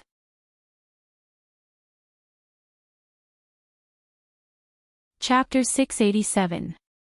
Back at his tree hole, Leah didn't start cooking. Instead, he laid on Gu Mengmeng's knees and looked up at her. "I don't like Burke. I hate it when he uses Kanwo to get close to you with a face similar to Yusijian's." Gu Mengmeng cupped Lee's face and kissed the tip of his nose. Then, she smiled and said, "It's impossible for Burke and I to be together. You know very well that I'm just acting according to Cole's script, to lure him out and get rid of him." Leah held the back of Gu Mengmeng's head with one hand, not allowing her to escape easily. He deepened the kiss in a domineering and lingering way. His misty eyes were filled with infatuation as he licked his lips, satisfied with the sweetness that belonged to her between his teeth. This made him feel much better, but he could not let go of the matter regarding Burke. "Even if we don't follow Cole's script, he will still appear." After the kiss, Leah became much gentler. His voice was soft but firm. "I can't stand the sight of you standing together with Burke. It's too glaring. I won't be able to resist tearing him apart." Gu Mengmeng looked at Leah with an indescribable feeling. Leah had been behaving strangely these few days. He seemed to be very stubborn and jealous. It was hard to understand why he would bare his teeth at Elvis and show an aggressive expression just because he wanted to hug her. After all, he had taken the risk of losing her to push her into Elvis's arms. Gu Mengmeng caressed Lee's face. "Is there something on your mind? I feel that you've been acting weird recently." Leah placed his hand over Gu Mengmeng's. His long and narrow eyes were filled with affection. He gazed at Gu Mengmeng. "Wanting to possess you is all that's on my mind. So, are you going to fulfill my wish?" Gu Mengmeng chuckled. She wrapped her arms around Lee's neck. "You don't have to. I'm yours." Leah chuckled devilishly. He whispered into Gu Mengmeng's left ear. "I mean, monopolize." Gu Mengmeng was taken aback. She instinctively looked at Elvis. She frowned in rebuke. "Leah." Leah smiled awkwardly and leaned back, increasing the distance between them. He sighed softly and said, "Now, you're not even willing to lie to me." Gu Mengmeng was helpless. She did not know what was wrong with Leah. Why was he fighting with Burke? He was clearly on good terms with Elvis in the past, and he was also able to handle Snake with ease. Leah had never seen Oriton and Ian around her before, so why was Burke having such a special honor that made him so jealous? Leah brushed his hands and said, "It's fine if it's Elvis, but the others can't. If you go out alone with Burke again, I'll dispose of him as a rival in love." Gu Mengmeng felt helpless. Although she felt that she would definitely be able to touch Cole if she followed Burke's lead, but if the men at home really minded, she could only do it. Shrugging his shoulders, he said, all right, don't be so nervous over an unrelated person. If you really don't like him, I won't interact with Burke anymore. We'll think of another way to deal with Cole. Anyway, even if we let him off, he won't let us off. So, there will always be another way. Leah hooked Gu Mingming's chin and kissed her on the lips as a reward. Then, he said gently, "Good girl."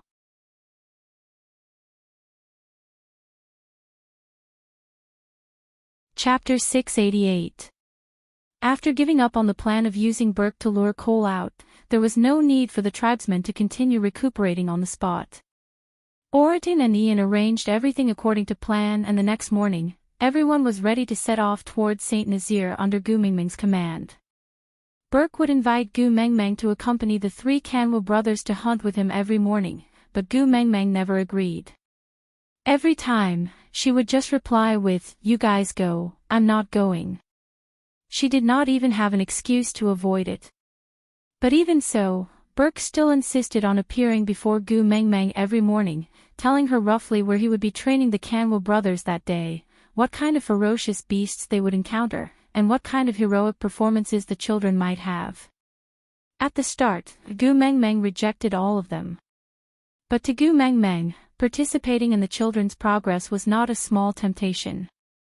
But every time she was almost convinced by Burke and wanted to tag along, Leo would suddenly jump out and pull Gu Mengmeng into his arms, before baring his fangs at Burke to threaten him. Sometimes, he would attack with his claws, and sometimes, he would whip Burke with his large tail. Burke was like a block of wood, he did not retaliate or get angry after being hit. Gu Mengmeng knew that this was a process all males had to go through when wooing a female. Before obtaining the female's approval to become a member of the family, a single male who approached a female's territory would naturally be treated as an intruder and chased away. There could only be three outcomes: either the wooer was so strong that the original partner could not do anything to him, or the original partner was so strong that the wooer would be chased away or even killed, or the female would be touched and accept the wooer as her partner. Only the three aforementioned scenarios could end this conflict. Burke was a third-level beast like Leah.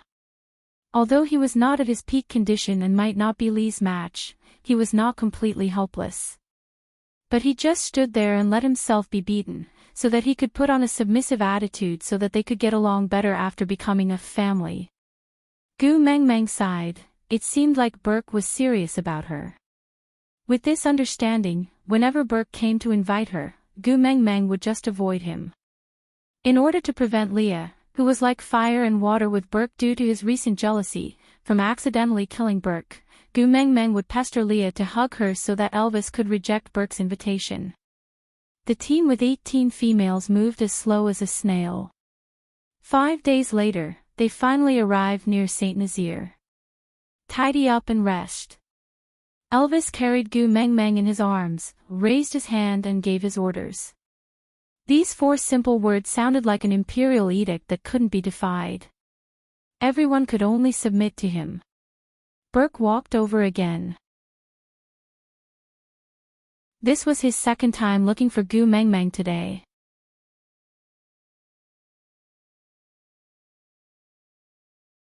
Chapter 689. The concept of a graduation ceremony, Gu Mengmeng was actually very tempted. The children had been training persistently every day. These few days, they did not even come back for dinner and ate their own prey with Burke. This made Gu Mengmeng very upset, as if her children had been snatched away. But she did not want to forcefully tie the children to her side. Their intelligence did not match their age. They had the ability to judge and know who they wanted to be with. Leah walked up and grabbed Burke's neck. His long fingernails grew out at a speed visible to the naked eye and pinched into the flesh on Burke's neck. Blood trickled down and dripped onto the ground along Burke's neck. "Get lost quietly before I kill you." Burke was not afraid. He looked at Gu Mengmeng calmly, completely disregarding Lee's threat. His attitude successfully infuriated Leah. Lee's fingers tightened around Burke's throat like an iron clamp, tightening inch by inch. Burke's face was flushed red and his eyes were bloodshot.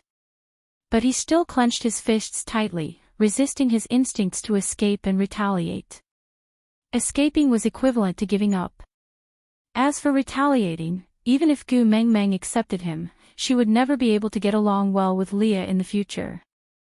Gu Mengmeng liked Leah so much, he could not offend him.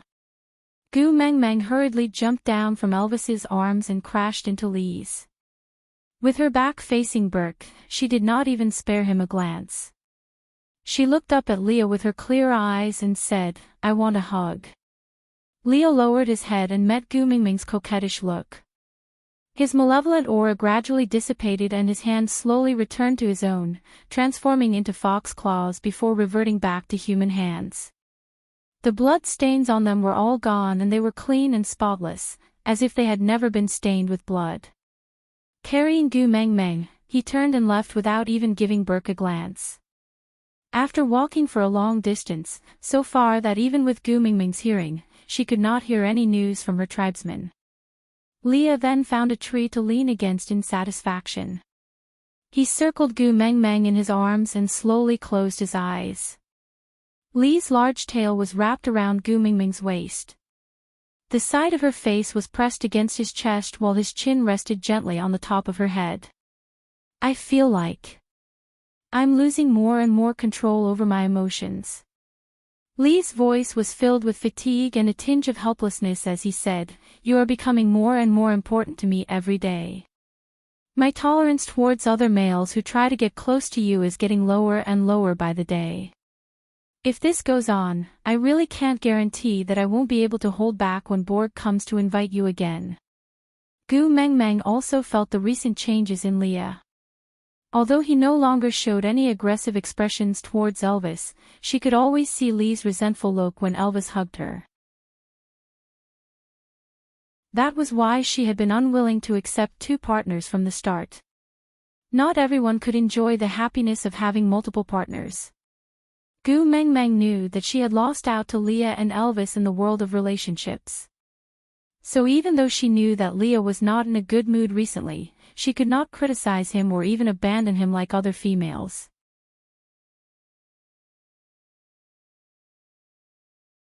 Chapter 690. Your gentleness will only make me more greedy. Leah hugged Gu Mengmeng even tighter. The tiredness on his face was washed away by his helpless doting towards her. Many a time, it was not that males were not jealous, but because they were afraid of being abandoned, they suppressed their jealousy. If Gu Mengmeng had directly warned him that, "If you continue like this, I will abandon you," perhaps he would not have dared to show such obvious hostility towards Gu Mingming's suitors. But what could he do? Gu Mengmeng had never lost her temper at him even once. Only when he was about to lose control and kill someone would she coquettishly bring him away to calm him down. This tacit and even conniving attitude made him so infatuated with her. It was an indescribable sense of superiority, as if telling every suitor of Gu Mengmeng, "As long as I don't die, you will always be my slave." Gu Mengmeng chuckled. "You are jealous because you care about me. Do you want me to lose my temper because of your concern?" Leah asked. "If I really kill Burke, won't you be angry?" Gu Mengmeng thought about it. "I might be a little angry." Leah frowned. "Why? Are you touched by Burke? What happened to your ruthlessness towards me in the past? Why are you so soft-hearted towards Burke?" Gu Mengmeng looked up and poked Lee's head. "What are you saying?" "What I mean is that Burke is a member of Saint Nazaire. Didn't you and Elvis set the rule long ago that the people of Saint Nazaire will not kill their own people?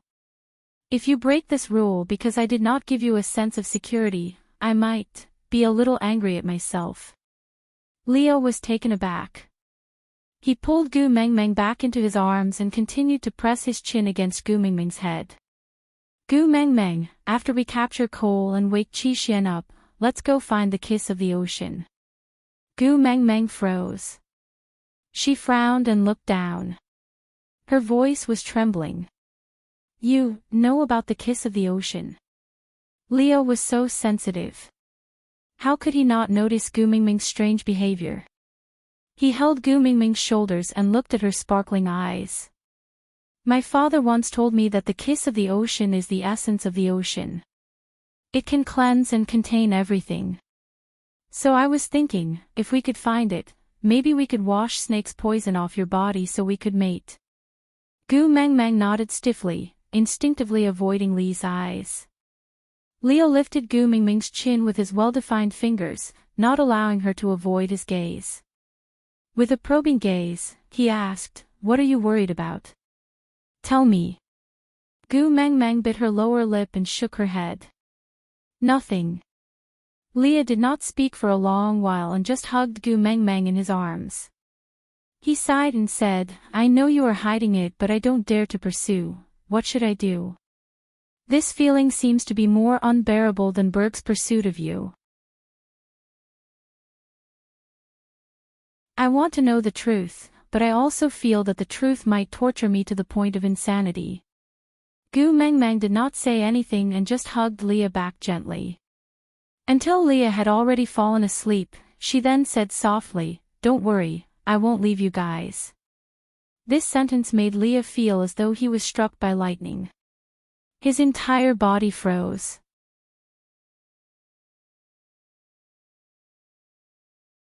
Chapter 691. At that time, she said that Snake knew the way to transmigrate back to her original world, but she did not listen. She told Snake not to say it, she said she did not want to know, she did not want to go back, but now, she had inherited all of Snake's memories. And in all of these memories, other than the endless loneliness, it also included that method. His mind felt like it was exploding. Leah felt countless thoughts churning in his head, but he suddenly could not grasp anything. Other than hugging Gu Mengmeng even tighter, he actually had no other way to ensure that she would not leave. After a long while, he stood up shakily and said, "Let's go back, Elvis will be anxious." Yeah. Gu Mengmeng did not refute and let Leah carry her back to their original spot. When they returned, Burke had already been sent away by Elvis. Leah placed Gu Mengmeng back into Elvis's arms. Seeing how Elvis was using one hand to support Gu Mengmeng's little butt, while Gu Mengmeng was leaning her head on Elvis's shoulder with a troubled look, Leah felt uneasy for no reason. He grabbed Elvis's hand that was hanging by his side and placed it on Gu Mengmeng's back, then pressed it down tightly.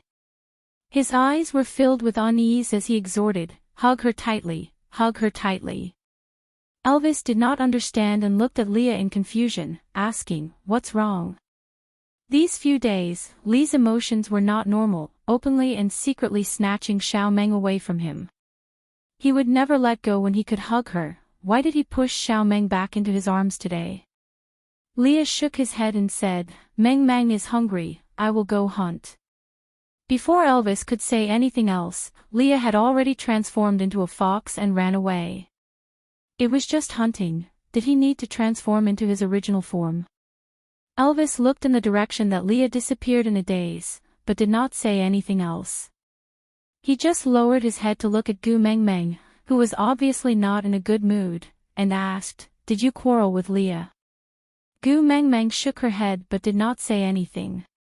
Elvis patted Gu Mengmeng's little head lightly and said, "Leah is becoming more and more out of control recently. If he made you angry, he will definitely be more upset than you. How about this, when he comes back, I'll teach him a lesson for you. Don't be so depressed, okay?" Gu Mengmeng looked up and pursed her lips. After hesitating for a moment, she still opened her mouth and said, "Elvis, ever since I inherited Snake's ability, I have never done that with you. Do you hate me?" Elvis's heart skipped a beat. Gu Mengmeng remembered that she had inherited Snake's abilities.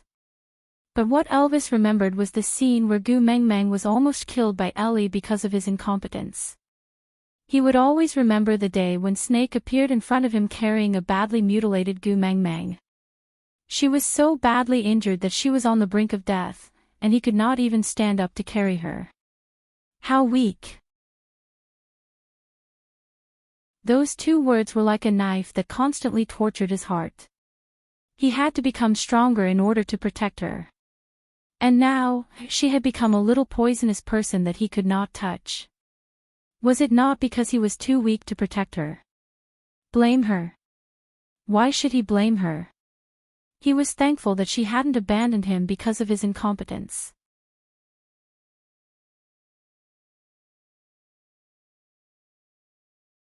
Chapter 692. For some reason, Elvis's heart skipped a beat. If he found the heart of the ocean, he would be able to press Gu Meng Meng under his body and love her fiercely like before. What an exciting piece of news. He never dared to mention this matter, but it did not mean that he did not desire it. It was just that this desire was always accompanied by a strong sense of guilt, causing him to be intimidated and never mention it again. But Gu Mingming's but was like a meteorite falling from the sky, directly smashing into Elvis's chest. The instant impact made him unable to feel any pain, but suffocating and painful. He sealed Gu Mingming's lips with a kiss. He did not want to hear her, but they kissed for a long time, lingering with unease. Only after Elvis had sucked all the air out of her lungs did he slowly release her lips. He pressed his forehead against hers lightly and panted deeply. His warm breath landed on the tip of her nose and his blue eyes were filled with desire. His Adam's apple bobbed slightly, and when he opened his mouth again, his voice was full of hoarseness, hitting against her heart with every word. Gu Mingming's eyes were filled with longing and her Adam's apple bobbed slightly. When he opened his mouth again, his voice was full of hoarseness, hitting against her heart with every word. "Xiao Meng, I love you." This was the secret signal that Gu Meng Meng told Elvis when they were mating. If he needed comfort, companionship, if he needed her, he would tell her, "Xiao Meng, I love you." Her males were just that smart and sensitive. Gu Meng Meng believed that even though she did not finish her sentence, her two males understood what the kiss of the ocean meant. Although it was equivalent to their blissful sex life, it was also equivalent to activating the gears of fate and pushing the doors of time and space. So, they both chose to become her soul partners. Even if they had no sex for the rest of their lives, they did not want to take the risk of losing her. If there was anything in this world that they did not even have the courage to challenge, it would probably be Gu Meng Meng. The fire had been burning for a long time.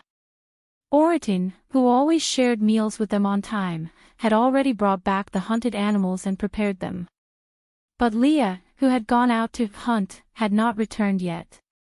Gu Meng Meng was a little worried but did not know what to do. She turned to look at Ian, who was resting on a tree branch with his eyes closed. She hesitated for a moment before saying, "Ian, can I trouble you to help me look for Leah?" Ian lowered his head and looked at Gu Meng Meng with disdain. "Won't he be back after you twist his ear?" Gu Meng Meng was stunned for a moment, not understanding what Ian meant. Ian didn't explain further. He impatiently snorted, but still flapped his wings and flew out. Gu Meng Meng had not been in the kitchen for a long time. After all, Lee's culinary skills were so much better than hers. But Leah was not around today and Oritin was not her male. He had already provided the prey by sharing the meal, there was no reason for him to be the cook. As for Elvis, Gu Meng Meng felt that his cooking might be even more poisonous than snake venom. You're tuning in to the LoveLore Library YouTube channel.